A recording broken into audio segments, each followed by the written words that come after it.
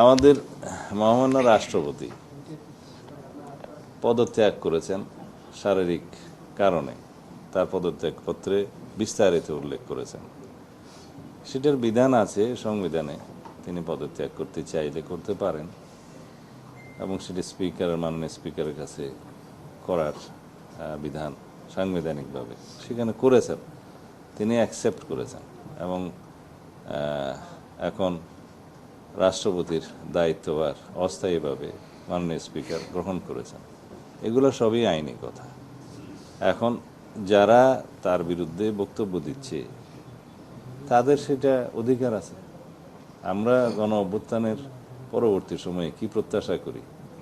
রাজনৈতিকভাবে মানুষের কথা বলার স্বাধীনতা থাকবে, প্রতিবাদ করার স্বাধীনতা থাকবে, সেটা আছে। বিভিন্ন রাজনৈতিক দল, বিরোধী দলের পক্ষ থেকে এনসিপি এবং অন্যান্যরা তার বিরুদ্ধে কিছু অভিযোগ উত্থাপন করছে, সেটা করতে পারে, কিন্তু আমরা আমলে নেওয়ার মতো কোনো বক্তব্য ওখানে নাই।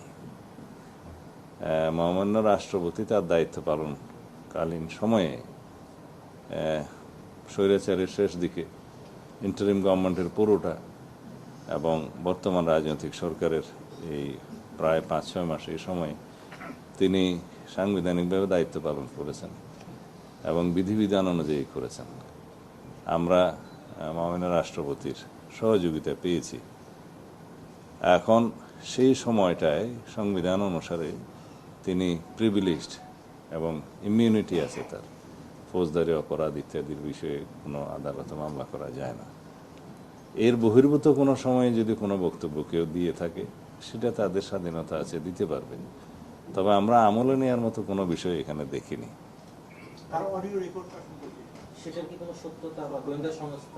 কোনটা? এটা আমরা পত্রিকায় দেখেছি। কোনো পত্রিকা এরকম একটা নিউজ দিল, তার কাছে কি তথ্য প্রমাণ আছে তাকে জিজ্ঞেস করতে হয়। আমাদের কাছে সেরকম কোনো তথ্য নেই। আর কথা বলার জন্য লন্ডন যেতে হয় নাকি?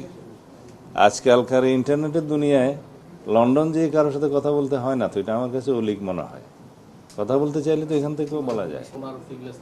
সেই সময় দায়িত্ব পালনকালীন সময়ে তার বিরুদ্ধে কি কোনো অভিযোগ কেউ দিয়েছিল? না, দিয়ে থাকলে সেটা তখনকার সময়ে যদি কোনো কিছু রেকর্ড করে থাকে সেটা তখনকার বিষয়, সেটা বিধিবিধান অনুসারে চলবে, আইন অনুসারে চলবে। সাবেক রাষ্ট্রপতি হিসাবে তিনি আইন অনুযায়ী যা সুযোগ পাবেন সেটা অবশ্যই পাবেন এবং তার প্রোটেকশনের জন্য SSF PGR সহ এটা 6 মাসের একটা বিধান আছে, সেটা 6 মাসের তিনি তাদের সুযোগ পাবেন, মানে প্রোটেকশনের সুযোগ পাবেন। এছাড়া পুলিশ এবং আমাদের অন্যান্য সংস্থার পক্ষ থেকে তার নিরাপত্তার ব্যবস্থা গ্রহণ করা হবে। আইনানুগভাবে তিনি যা সুযোগ সুবিধা পাবেন সবই পাবেন।